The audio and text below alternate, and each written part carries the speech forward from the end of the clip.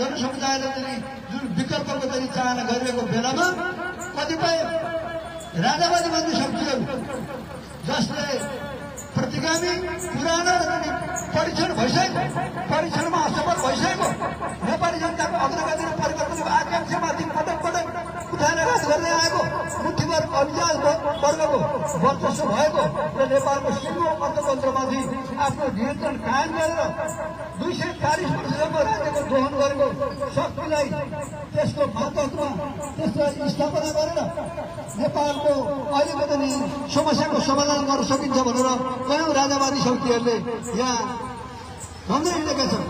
हामीले देखेका छौँ कि गत चैत्र 15 गते राजावादीहरूले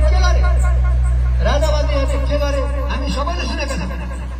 आफ्नो सत्ताको पुनर्प्राप्तिको आकांक्षा पूरा गर्नको निम्ति आफ्नो गुमेको स्वर्ग पुनर्प्राप्तिको निम्ति उनीहरूले हुँदै नभएको जनमत अगाडि सारेर मुठीभर अपराधिक मान्छेहरू मार्फत जुन वितरणा मचाए जुन आक्रमण गरे र जनसमुदायको पनि जुन विरुद्धमा जुन खालका पनि उत्तेजनात्मक गतिविधि गरेर यहाँ हत्या लगायतका पनि गतिविधि गरे लुटपाटका गतिविधिहरू उनीहरू संलग्न भए। त्यसले के देखाउँछ भने यहाँको 10 वर्ष जनयुद्धमा 17,000 नेपाली आमाका छोराछोरीहरूको हत्या गर्ने सामन्ती राजतन्त्रको आफ्नो अभिलाषा पूरा गर्नको निम्ति यो जुन बर्बर खालको चाहिँ कामहरू उनीहरूले गरे तिनीहरूको अनुहार चाहिँ त्यहाँ प्रष्ट देखिएको छ। त्यसैले हामी के भनिरहेका छौँ भने विद्यमान व्यवस्था पुनः असफल भइसकेको छ। उनीहरूले भनेको कथित लोकतन्त्र असफल भइसकेको छ। उनीहरूले भन्दै आएको प्रजातन्त्र बहुमतको सरकार अल्पमतको प्रतिपक्ष आवधिक निर्वाचन लगायतका जति पनि यसको प्रजातन्त्रको यिनीहरूले आदर्शीकरण गर्दै आए, यिनीहरूले व्याख्या गर्दै आए। आफ्नो व्यवहारिक दृष्टिले त्यो पनि असफल भइसकेको छ। हामीले देखेका छौँ निर्वाचनमा बहुमत प्राप्त गर्नको निम्ति पार्टीहरूको बीचमा भएका कयौं अन्तर जस्ता देखिने कार्यक्रमहरूलाई समेत त्यागेर यिनीहरू कांग्रेस र कम्युनिस्टको संयुक्त गठबन्धन आफूलाई कम्युनिस्ट भन्ने तर कार्यक्रमिक रूपमा अन्तर रहेका पार्टीहरूका गठबन्धन गर्ने र यहाँका प्रतिगामी शक्तिहरूसँग समेत गठबन्धन गरेर एउटा नयाँ सिन्डिकेट राजनीतिमा चाहिँ एउटा कार्टेलिङ यो यिनीहरूले अगाडि बढाए।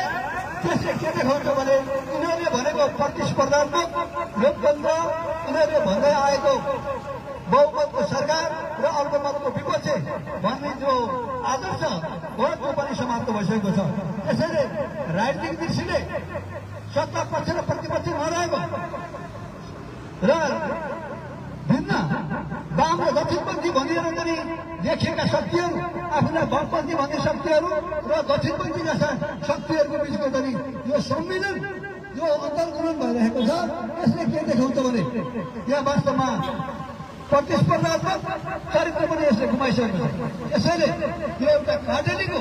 त्यो कार्टेलिङको निम्ति यहाँका मुठीभर दलालहरू, सामन्तहरू र नोकरशाहहरू एक आपसमा मिलेका छन् र यो सामन्त दलाल तथा नोकरशाही पुँजीपतिवर्गको एउटा तानाशाही यहाँ कायम भएको छ। यसैले हामी के भन्दैछौँ, हाम्रो पार्टीले के भन्दैछ र क्रान्तिकारी कम्युनिस्ट पार्टी नेपालले के भन्दैछ भने अहिलेको सामन्त दलाल तथा नोकरशाही पुँजीपतिवर्गको राज्य सत्तालाई बलपूर्वक ध्वस्त गरेर त्यो ठाउँमा जनताको, मजदुरको, किसानको, उत्पीडित जनसमुदायको, नेपालका निम्न पुँजीपति र राष्ट्रिय पुँजीपतिवर्गको संयुक्त अधिनायकत्व भएको यस्तो व्यवस्था जसलाई हामीले भन्दै आएका छौँ, जनवादी व्यवस्था भन्दै आएका छौँ। जनगणतन्त्र नेपालको पनि कार्यक्रम हामीलाई चाहिएको छ र हाम्रो पार्टीले त्यही जनगणतन्त्र स्थापना गर्ने दिशामा आफ्नो अभियानहरू अगाडि बढाइरहेको छ र त्यो अभियानमा त्यही अभियानलाई लिएर हामी देशव्यापी रूपमा हाम्रा पार्टीका शीर्षस्थ नेतृत्वहरू, पार्टीका आदरणीय स्थायी कमिटीका सदस्य कमिटीहरूको नेतृत्वमा देशका मुख्य 4वटा भागबाट सुरु गरेर विभिन्न बिन्दुहरूमा यस्ता अन्तर्क्रिया हामीले गर्दै आएका छौँ।